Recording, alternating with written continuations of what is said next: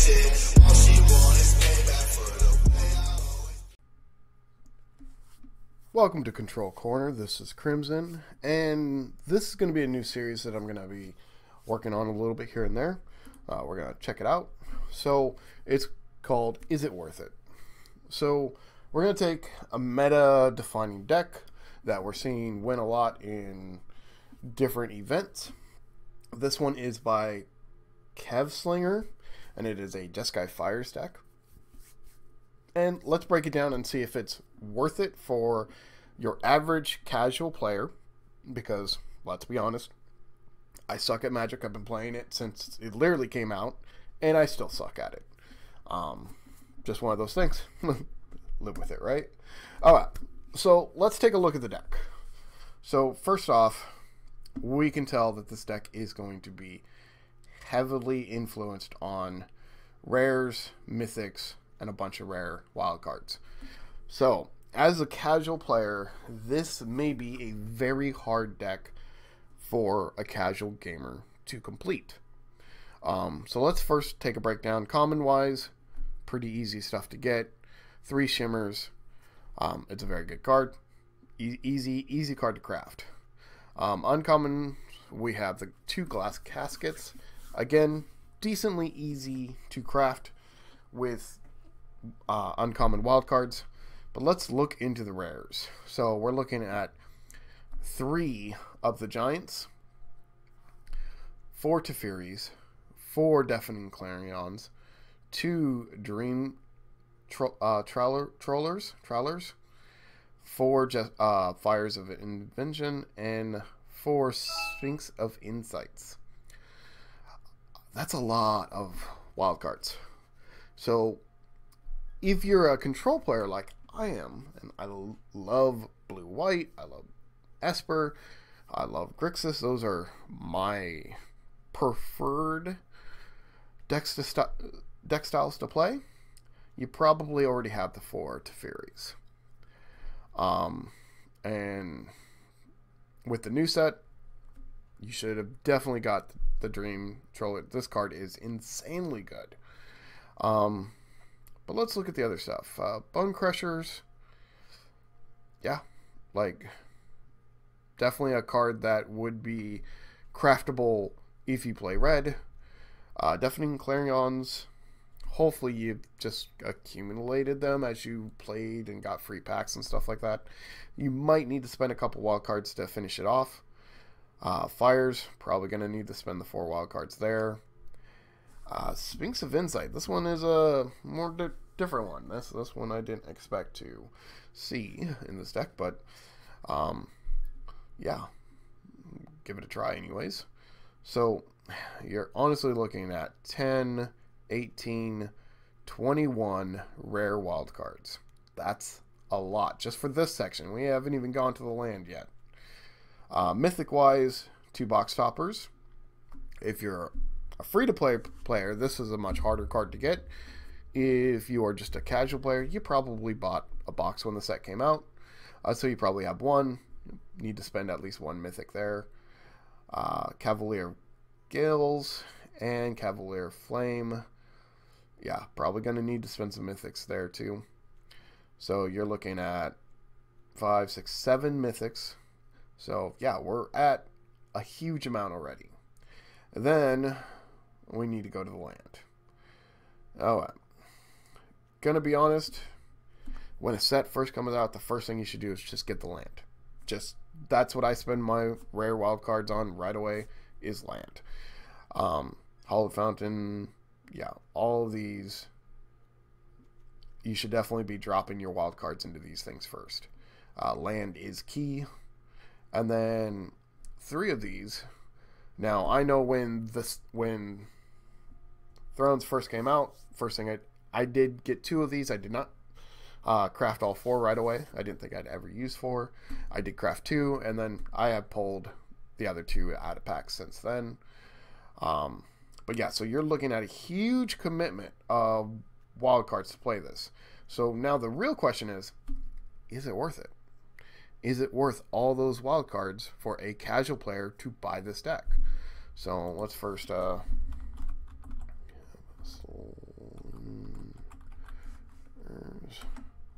fires. Okay, let's take it in. We're just gonna play some basic casual games. Let's just play some basic games. Actually, so maybe what I'm gonna do is my first game we'll play against a bot, so you can see the deck, and then we'll play against a person. So I think that's how we're gonna format this series. Is first game against a bot, so you can kind of see what the deck's supposed to do, and then against the player, which will disrupt what the deck's supposed to do, and this way you can see if it's something that would be interesting to you as a player. And because I can't answer the question, is it worth it in wildcards for everybody? Best I can do is show you the deck, and you have to make that decision too. Don't really want two of these in my opening hand. I have no fires. I do have the land. Tough choice. So again, I'm a terrible player. I'm probably going to ship this. I still got 3 land. I got some interesting stuff. I'll probably put that one back. Let's keep. It's a game. Throw that one back. We do got a Sphinx in our opening hand, so let's submit. Okay, Scry. Okay, which one do we want? You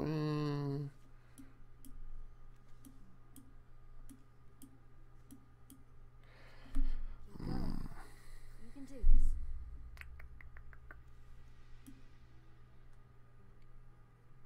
Still got no fire, so we're gonna bottom them. I'm gonna keep the Hall of Fountain. Throw that out so we have the white. There's the fires. Okay. The next turn we'll go with the other temple. Okay.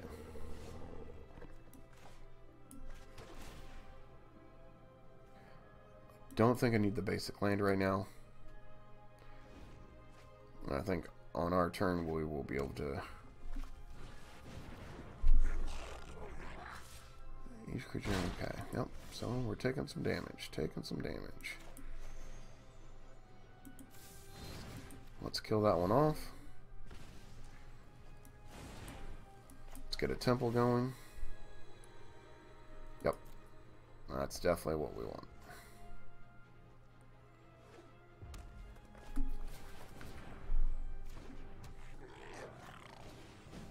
Oh, this looks strong. Okay. Gotta pay the 2 life so we can play the fires. Get out the Sphinx. That gives us a blocker.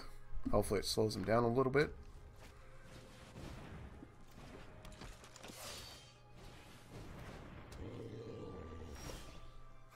Dead. We do not need any more land.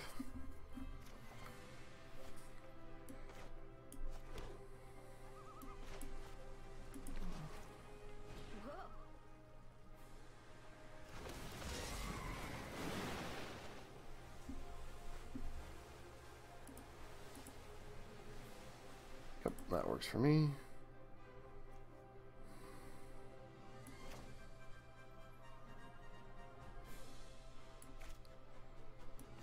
I think we'll go ahead and play the giant.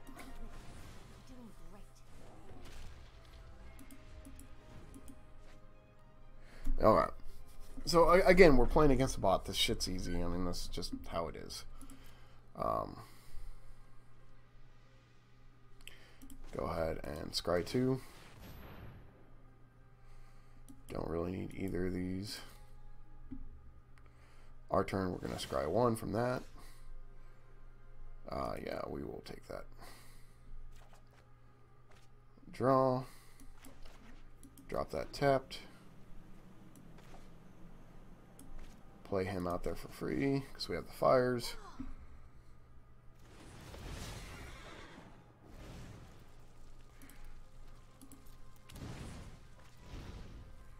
And let's go ahead and Clarion. We're going to do both of them. We did lose whatchamacallit, but that's fine.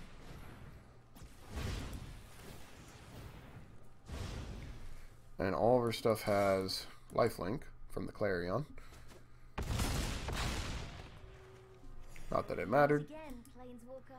So that's the gist of what the deck's supposed to do. Now let's see if that happens in reality or not. Because, you know what they say, best laid plans, right? Alright. So, play. Now remember, in the hands of a pro, this thing goes, you know, to finals. In the hands of a casual gamer like me, probably not. Now, I did not talk about the sideboard because I generally only do best of one. So, let's take a look here. Yeah, we're definitely going to keep this. This will give us that Scry 3. Probably go Temple first, then play out to this, into the Fabled Passage as the 4th land.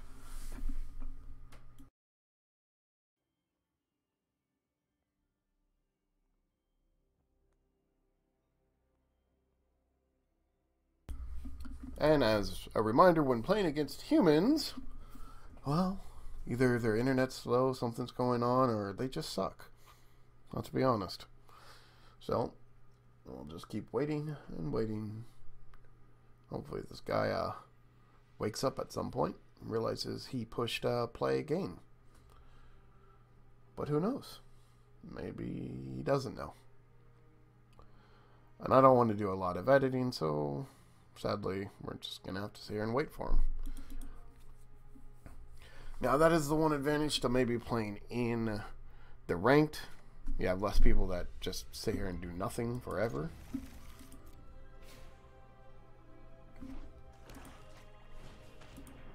Okay, looks like he's playing Speedy Fire. Okay, let's... You know what? I'm going to keep it just like that. Except for I put them in the wrong order. Alright.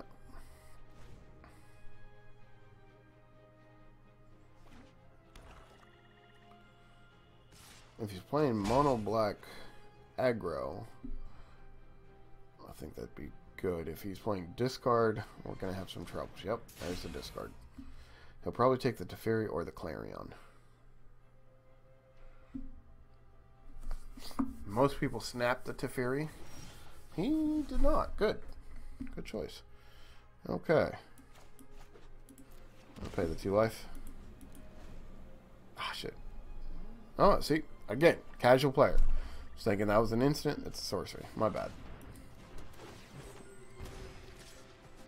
So I cost myself 2 life I didn't need to cost myself.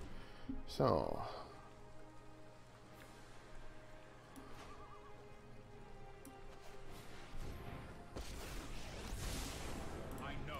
we're going to put the knight back. Yes, it's still going to do damage when it comes into play and everything like that. But this way he can't pump it this turn. This will give me time to get the Sphinx out. Yep. Obviously you'd go for the Teferi. He'll play a knight. He'll probably play another creature.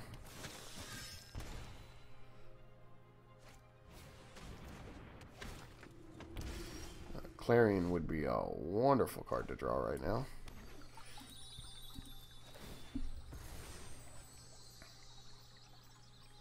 Fires would also be pretty good to draw right now. Let's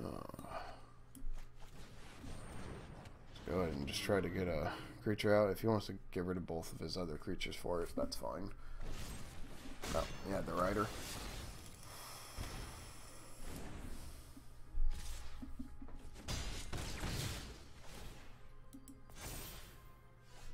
Oh, there's fires.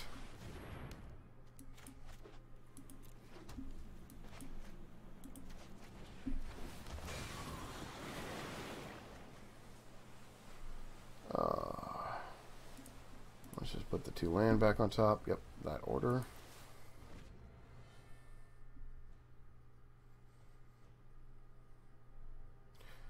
Now he might choose to just kill the other 2 cards to get the Cavalier out of there. Nope, he's still... he has more shit. More murders, redders. Wonderful. Scry 2.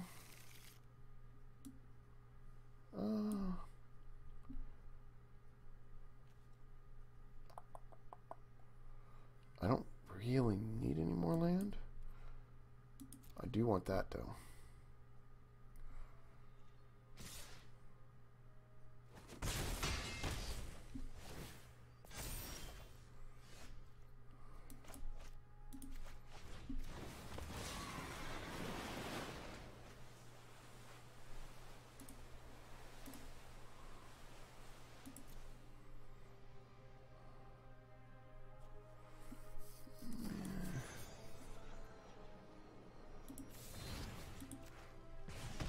We'll use that to kill off that guy. Oh, if he's got the third Murderous Rider or another way, or Gary, I think we're done.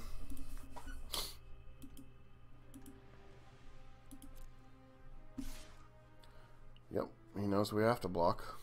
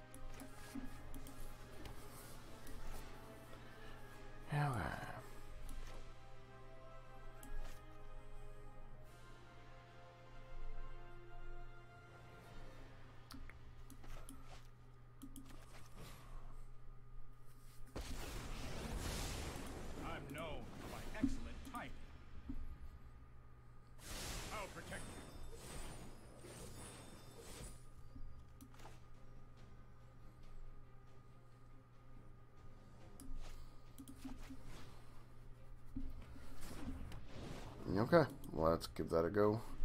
If he's got a kill card, he's got a kill card. I mean, he drops that, he can kill them both. I'm going to take a point of damage here.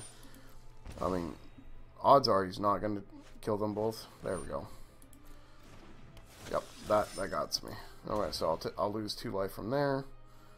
So he's got to use that. Sack both of those, I'll lose 2 life. There you go.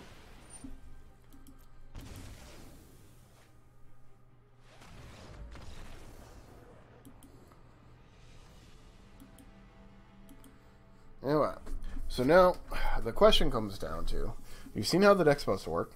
You've seen how I've played it terribly. You know, I made multiple mistakes in that last game. But it comes down to, do you think you can pilot the deck better?